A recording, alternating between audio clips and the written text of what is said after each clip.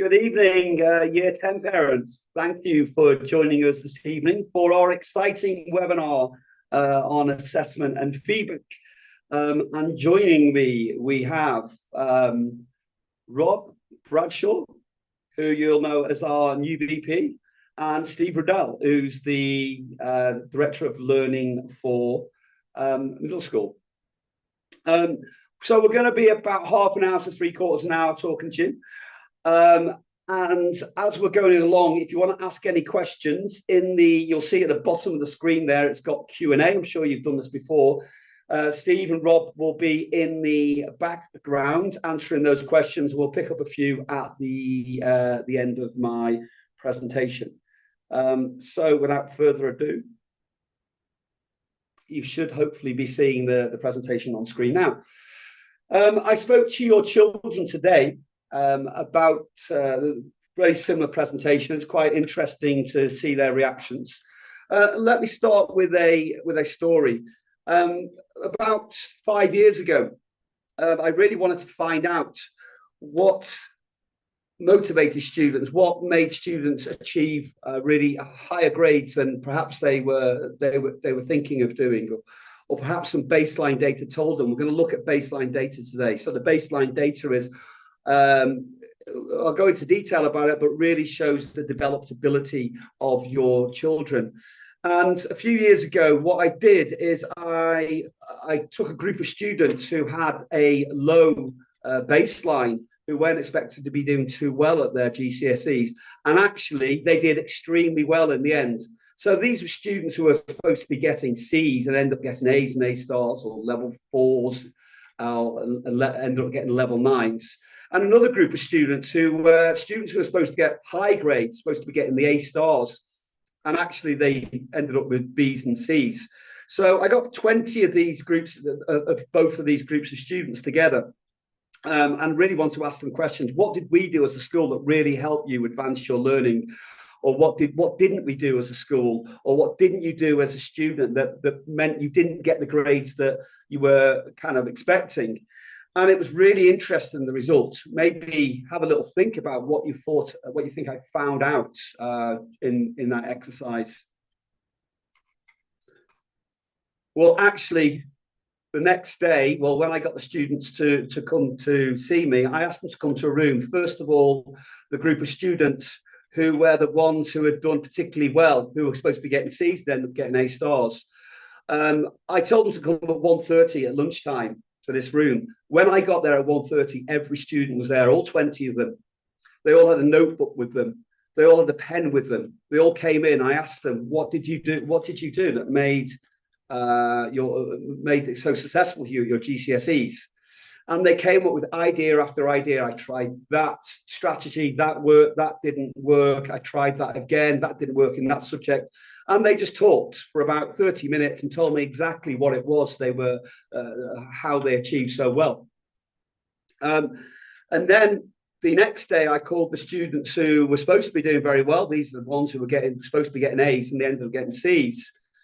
And I got there at 1:30. Not one of them turned up. Not one of them turned up. True story. I had to go and find them because they were in year 12 at the time. They'd finished their GCSEs, and I got them, about half of them I managed to get together. And I said to them, what is it that you didn't probably achieve as much as we expected from you? What happened? Is there anything we could have done better? And they didn't have a clue. They had no idea. They had no idea they were actually slightly underperformed on their baseline. They didn't know what their baseline was. They thought they'd done all right. They'd just gone through their 2 GCSE years, just having school happen to them. So I think my main message to you tonight is the whole thought about what we're doing tonight is engagement, student agency, students believing that they can make a difference in their own learning, because that is the key. And extended to you as the parents, how do you make a difference in your children's learning? And the answer is by engagement. And I'm sure we have everyone here, by the very nature of you being on this call, you are very, very engaged. I'm going to say one thing right at the end. I'm going to say it now in case some of you, we've got 51 parents here now. What I'm going to say to you, that always at parent team, we get the question, how can I help from parents? How can I help? with my child? How can I help them in different subjects? And I'm telling you categorically how you can help. I'm going to talk about action plans. And by being engaged in your children's action plans, which specifically say what actions they need to do to improve in every single subject, that's how you can help, by facilitating that engagement and asking them about what they're doing in different subjects and what their plan is to improve. Because I'm sure many of you are in business and industry, and we're all about action plans. We're all about improvement and how we're going to go about improvement. It's no good giving a blanket answer to how does my child get better. It's specific to your child. And the person needs to own that improvement, that knowledge, that action plan is your child. So we're all about giving agency. We're all about students taking responsibility for their own learning and having in their mind exactly where they are now, what they need to do, where they want to go, and what they need to do to bridge that gap, what they need to do to get to that finish line. Okay, let's move on. I could talk for hours, but these are the things we're going to talk about today. So for you, you have, this is kind of a timeline of engagement you're going to have with reports and your assessment grades all the way through. So now we're over here, and your children have completed these Yellis baseline tests. They've had their initial grades. More about that in a minute. And you're now having this Zoom, which you're going to talk about all of this stuff. This is why we come together now. Then you've got parent consultations in just a couple of days' time on Thursday. So you can take this information you get tonight and talk to the teacher about action plans. Then we're going to do June, you have more parent consultations about how they've gotten throughout the year. And then this time next year, it's going to be mock exams. Year 11s are currently doing their mock exams. So just a year to the GCSE mock exams. And you'll have an options day, which is happening with Year 11 next week, when you come in and talk about the options or the electives for Year 12 for your children. And after mock exams finish, we'll have more parent consultations, and then the GCSE exam starting in May 2027. Sounds a long way away, but it will come very, very quickly. Wiz, we got a group together maybe 5-6 years ago, and really looking at feedback in particular about how we give effective feedback to our students. And here's the 6 principles that we use in West Island School about principles of feedback. I'm not going to read through all of them. You could obviously read, you can see that yourself. But a couple of them I'm going to pick out. The one there was strong relationships between student and teachers are crucial. And I mean, that's a two-way relationship there. If your child is a child that sits at the back of the class and doesn't really talk to the teacher very much, I'm afraid they're not going to get a massive amount of feedback, maybe once when they do an assessment. So it really is with 30 students, well, not 30, but maximum 27 in Year 10 with some science classes. It really is difficult for the teacher to get around every single student in a short period of time. And some students actually tell me, I did a survey a couple of years ago with Year 11s asking about how much individual feedback were they getting in their classes. Some students were getting feedback every day. Some students were only getting feedback maybe twice every half term, which is not good enough. Rather than saying, well, the teachers should be knowing exactly when they're giving you feedback, it's really up to your children to be the ones that they're asking for feedback. Because usually, a lot of the times when you're asking in a class, are you okay? Do you understand this? Or let me see what you're doing there. The students say, no, I'm absolutely fine. If your child is sitting there actually struggling and saying they're absolutely fine, really, they're going to struggle. They really need to be a little bit more forthcoming by asking for help. And we know as teachers that the students who talk to you the most, who ask you the most, are the ones who progress the most. It never actually is the students who are struggling who ask for help. It's the ones who are doing really well who ask for the most help. And naturally, the teacher's not going to turn them down, so they get a lot of feedback from their teachers. So I'm really asking for students to get this idea of being scared of the teacher or being scared of being shown up. Because another one there, which I really do believe, and this is backed up by massive research, is misconceptions. That is misunderstandings. to air your misunderstandings is very, very effective. Basically, what I'm saying there, getting things wrong actually will lead to some really secure learning, because you're literally rewiring your brain when you get something wrong and you find out and you get some feedback about something you think you understand, but actually you don't. So my main message, as I said before, is engagement. Students really talking to their teachers. I'm going to go through Yellis test. This is just to give it some the credentials of the Yellis test. Millions of pieces of data from about 40 years. It really is a test, a robust test of developed ability. What do we use it for? Well, we use it for individual students to find their strengths and areas for development. We also use it for, if you like, predicted grades or showing what the student's potential is.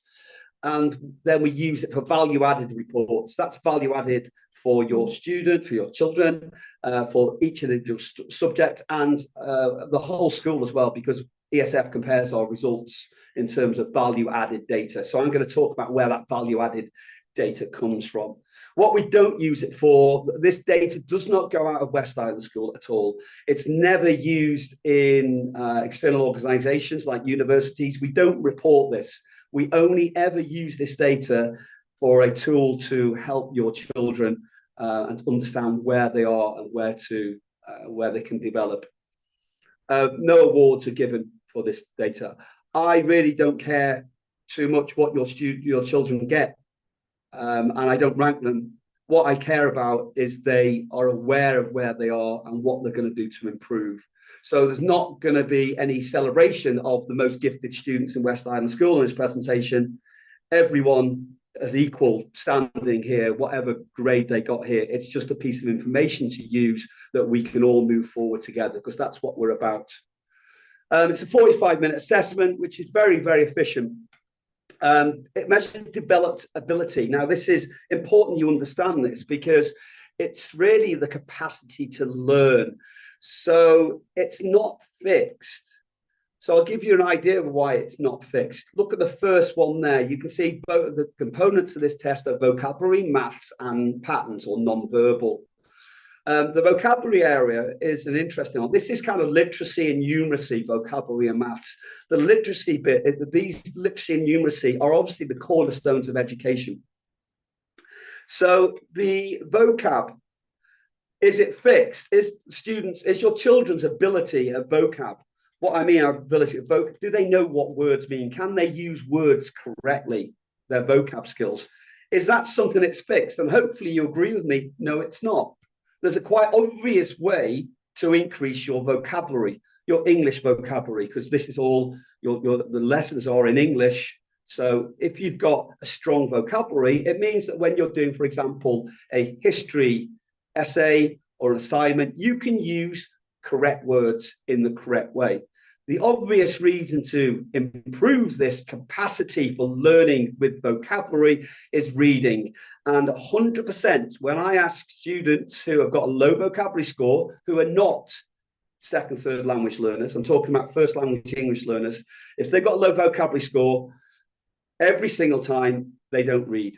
Reading is so, so important, because we communicate using English. And the more you can use words effectively, and more you understand words in context, the better you're going to do in assessments. So that's a real, if your children do not read, and if they do not read challenging texts which are challenging to them, their vocabulary scores will suffer because of that. So there's the first tip for you. Make sure your children are reading.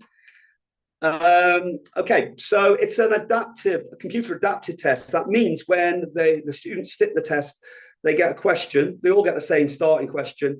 And then what happens is, if they get it right, I don't know if they do get the same question, but the same ability kind of question in the middle somewhere. If they get the question right, the questions get harder, and so on and so on. The questions keep getting harder until the students will get them wrong.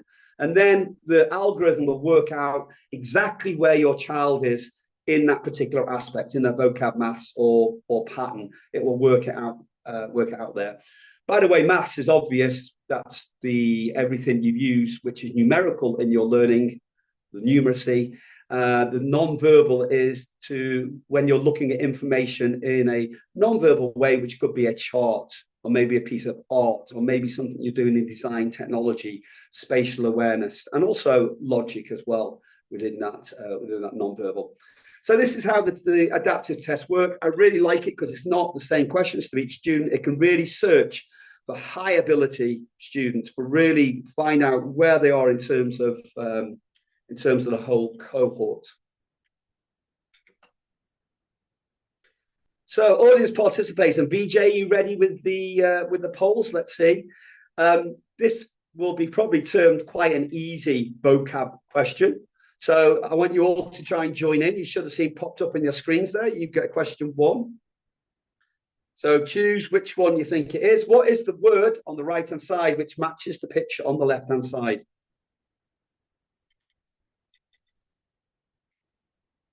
Okay, Vij, let's see if anyone actually participated. Correct, 95% of you. 22, excellent. We got audience participation, wonderful. Let's move on to the next question. Which word on the right most closely matches the word on the left? I'll give you 20 seconds or so.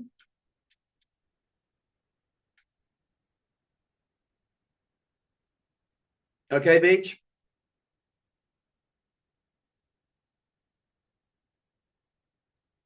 Okay, so you can see now we're getting most of you got the right answer, but it's quite a significant amount got the wrong answer. So these are interesting. When you read, you're actually reading the same word in context several times before you actually understand the meaning. We don't learn vocabulary by reading a dictionary. We learn it by reading and coming across that word in different contexts. So you can see some of you or maybe not understanding the true meaning of the word. Gingerly.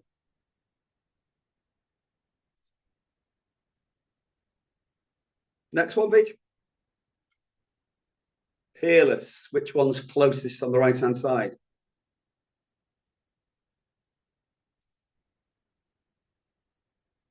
Okay, Vij.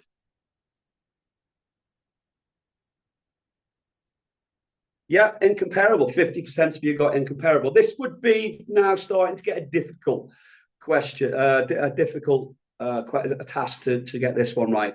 But it is a word you maybe want to use. I said today, perhaps I shouldn't say. All right. I said Chairman Mao, if he was peerless, it doesn't mean he hasn't got any friends. It means there's no one like him. He's incomparable. Incomparable, sorry. This one, very few people would get. It's really difficult. You see how difficult it can get. I would never use this word. Okay, Vij. See if anyone got it. Oh, yes, 44% of people. Amazing. Easy job. Well done. And some easy maths questions. Vij. We won't take too long on this one, I don't think. So you should have got 2/3 there.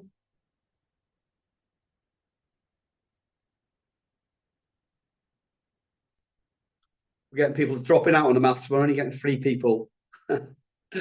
Next question.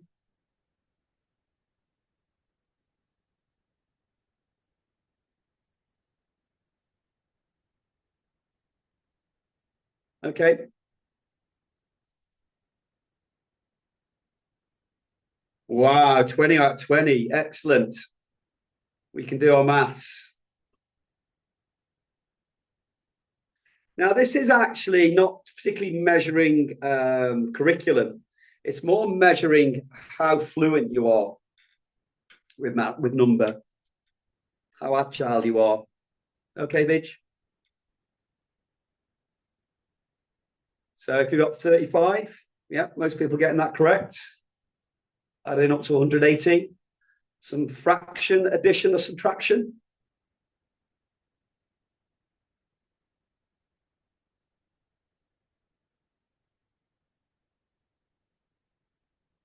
Okay.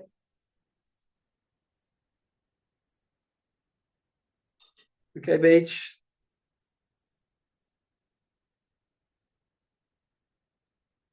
So that's a quarter.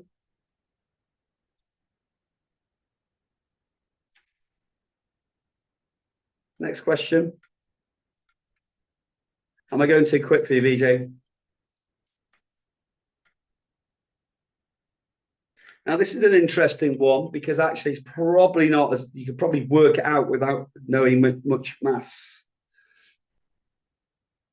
or much curricular maths. I think something's happened with the poll. So you can just play along, maybe shout it out at home. Now, this is an interesting one because the m here to the power m, if m is 0, that means q to the 0 is 1. Therefore, fm equals 2. So p is 2. It looks complicated, but it's not too difficult.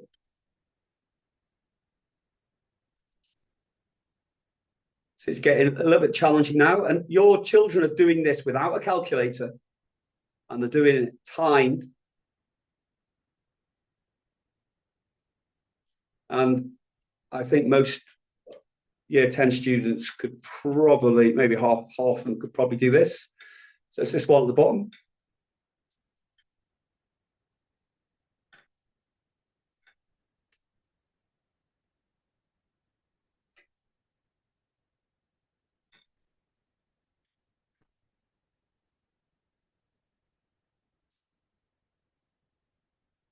Again, without a calculator.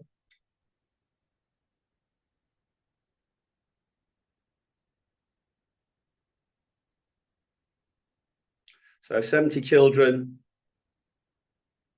is 14%. So what's 100%? So 100% would be 500. And back finally onto the non-verbal spatial awareness questions, reflecting that shape. Which one of these is it?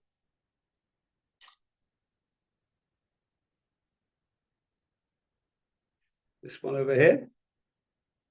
Rotating pictures.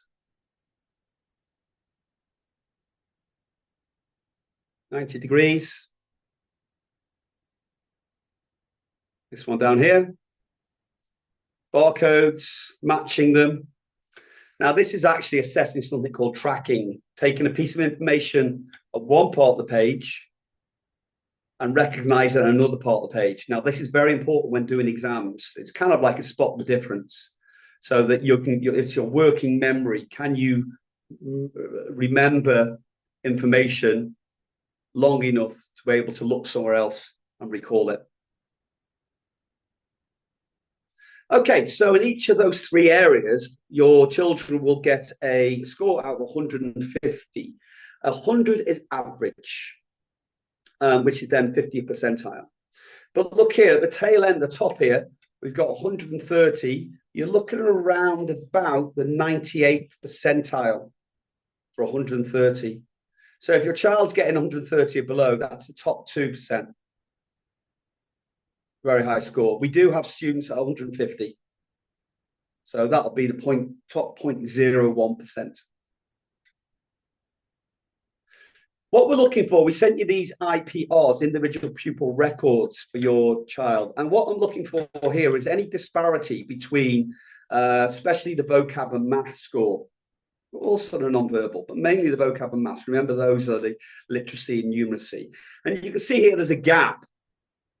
These bars here are uncertainty bars. So what the algorithm is saying in the program, that it thinks more likely that your child's score is here, but it can actually be within this range, less likely at the extremities. This is a 95% error bar. So your child's score is more than likely going to be in this area. So you can see there's a gap. So why is that an issue? Well, it's because in the learning your children are going to do, the limiting factor is going to be the vocab. So if you have a child who's, I mean, these scores are only 100, but imagine these were higher up. I think I've got one in a second here.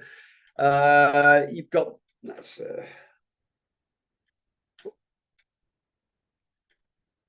yeah, if you've got something around about this, if you've got a child like this on the IPR where their math score is really, really high, this is 98th percentile here, but their vocab score is here in 36th percentile, you can see the limiting factor there is going to be the vocab, the literacy.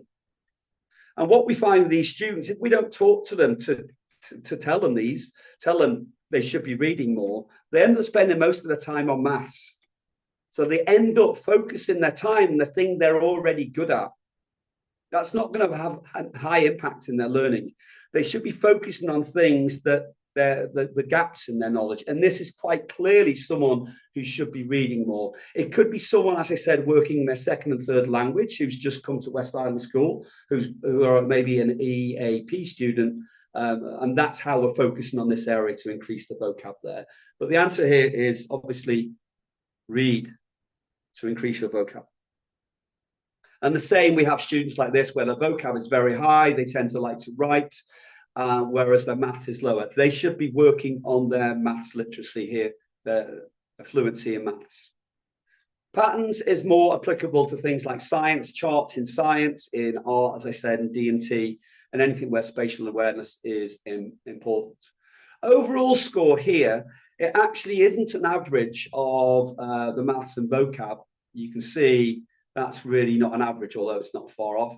It's actually what's called a ranked average. So for students who are, let me go back to a high level student here, you can see that even though their vocab's 130, their maths is 150, they've got a really high overall score of 146, because these scores are both quite high. So they'll rank quite near the top of all of our students in the 99th percentile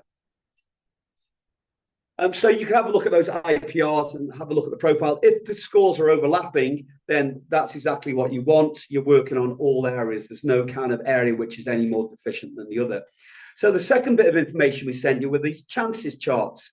Now, these chances charts are not saying anything about your child. What they're saying is that of all the students, that out of the hundreds of thousands of students who have done this assessment, the ones who got 109 or around about 109 in their Yellis baseline test, they went on to achieve these grades. So 37% of students who scored 109 on their baseline test, coming from the maths and vocab only, actually, not the patterns. So the vocab and maths make this overall score. So 37% for English language, 37% of students historically who got 109 in their Yellis test went on to get grade B. So that will appear in the chances charts. That'll appear as a average grade, a GCSE ability baseline. So that's where that comes from. This here, this student would be given a B, or that equates to around about level 6. And so this is where this comes from. This here, 6.8, for example, there. So the chances charts show you the most likely grade or the most common grade. And the reason it's point is actually statistically correct to do that.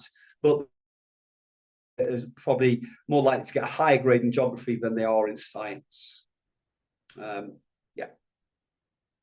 So when you look at these baseline grades, what we I'll just go into this bit here. It may be confusing for you that we're using letters and numbers. That's because of the exam boards we use.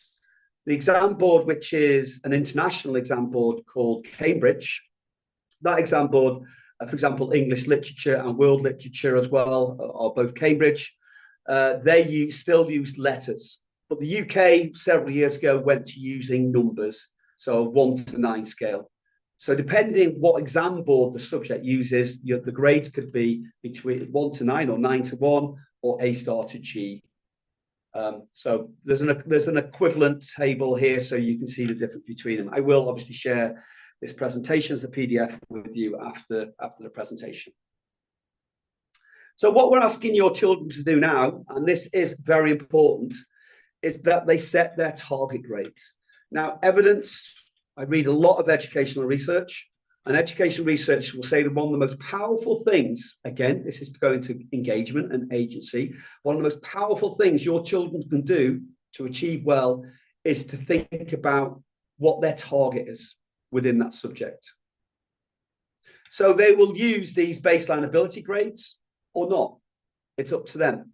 Perhaps they've got, for example, a baseline ability grade of a B in music, but they really love music and they're really good at it and they got their grade 8. So they put down an A star. That's fine. We don't tell them what to put down for their target grades. This is student agency.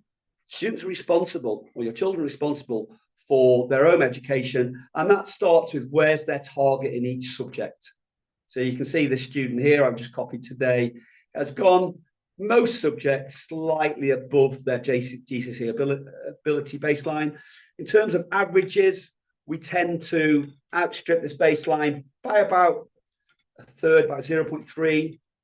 Girls outstrip it a lot more than boys. Boys kind of pretty much on average, this is not every boy, kind of will get the ability baseline. It's actually quite accurate over a large sample size. Girls will slightly outperform this usually at GCSE. But this student obviously says in mathematics, my ability is probably not that high. I don't think I can get that high, which is fine. And they can change their target grades whenever. So you could have a conversation with your children about their target grades and why they set their target grades there. But don't tell them, don't say, put them all at an A star. Why didn't you target an A star? Because they've considered it. Let them do a little step first of all. If they want to put a level, if they want to put a C first of all, and they manage to achieve that in their lessons, then maybe put it up to a B. But let them have the agency to decide what they'll do. These target grades have no other bearing. We don't use them for anything else apart from the students thinking about their grades. And it's highly effective. It's been shown by research to be one of the most effective things you can do, in fact.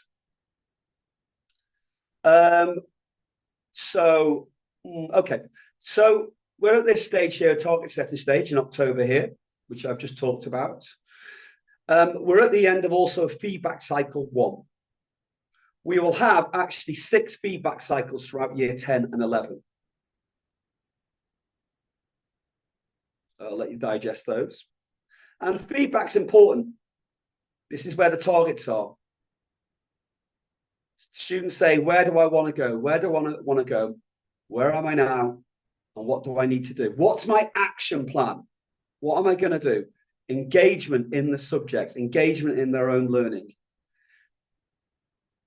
So we've got 2 separate grades. If you look, I'll go back on here now.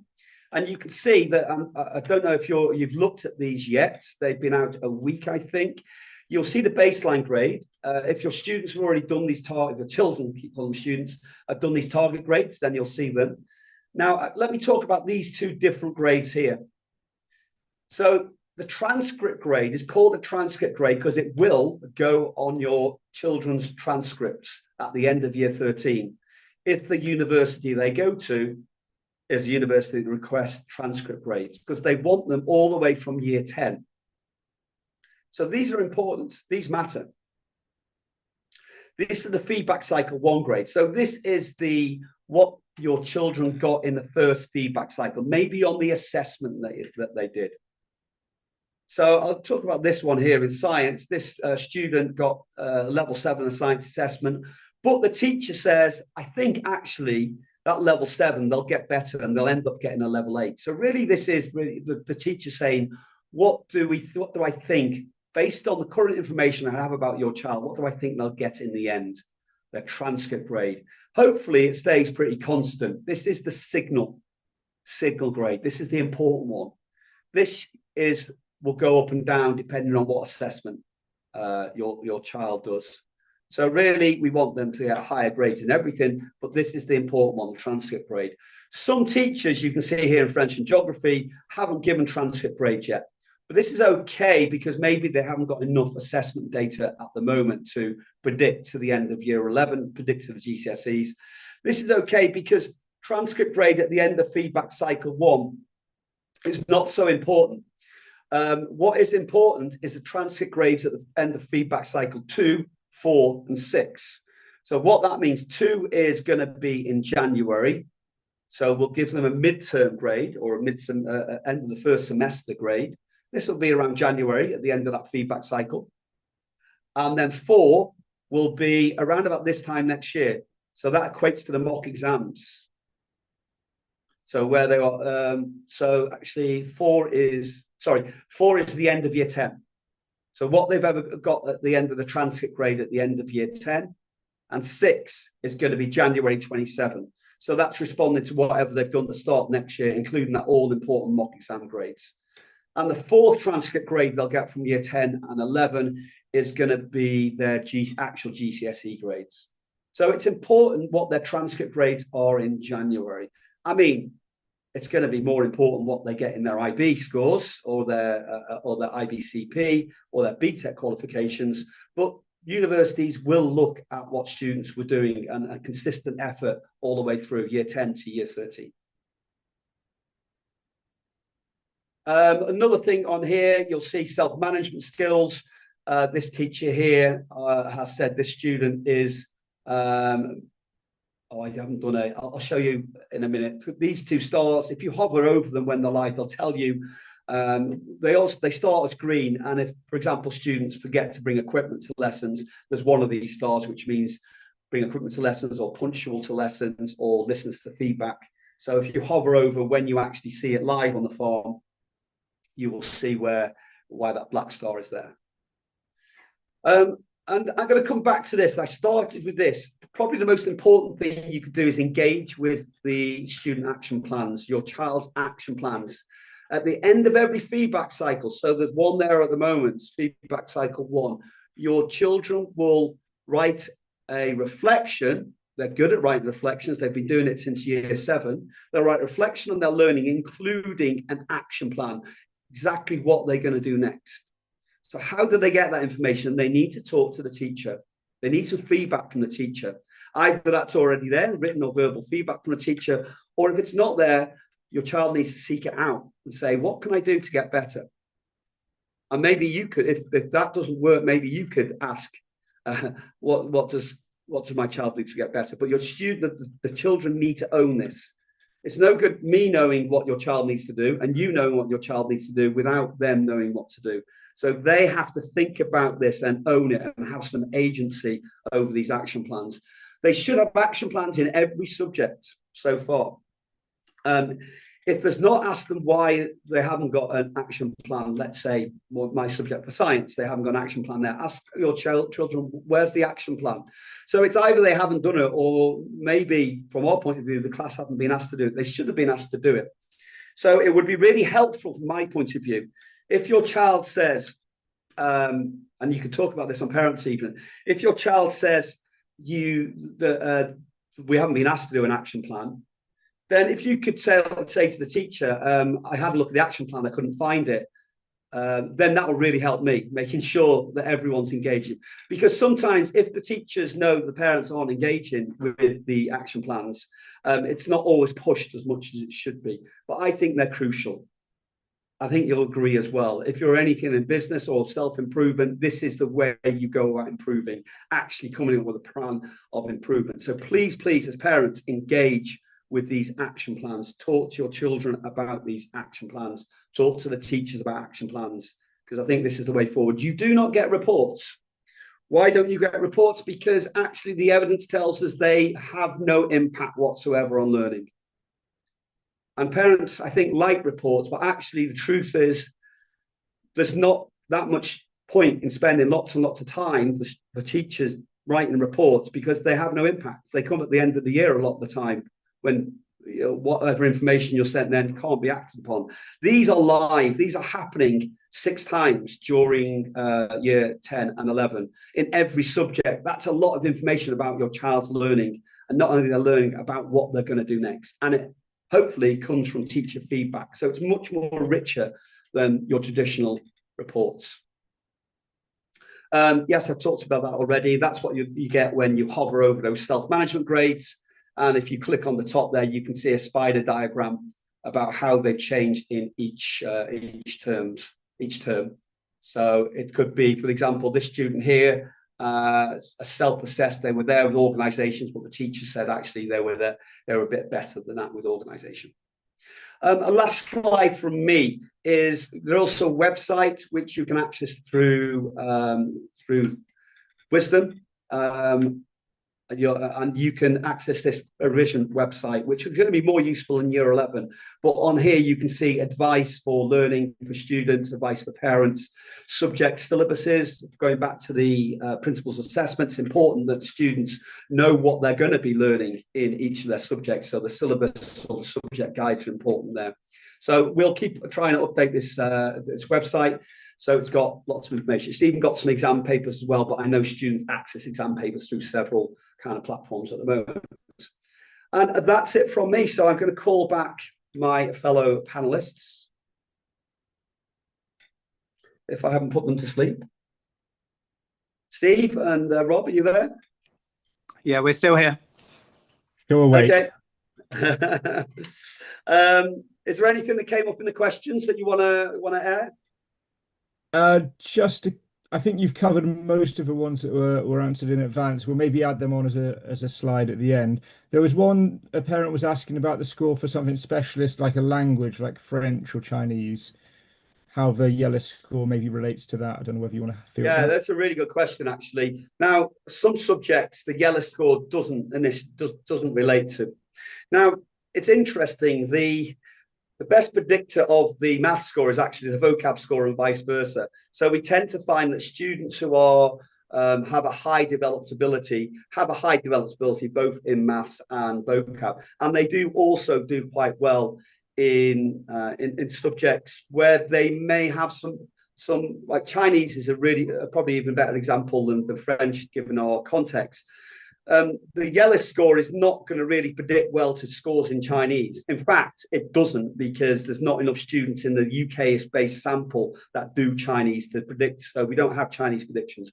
But you can see it's not really more of a factor in whether you're going to do well at Chinese could be your background and whether you speak Chinese at home. So the same with French, really. It has some validity, but it's not like a subject like my subject, science, where these predictions are quite strong. So it does depend with languages and also art subjects as well. Maybe you've got a special interest which has more of an impact. All of this data is not definitive. It is only there to ask the questions. It's not giving us any answers.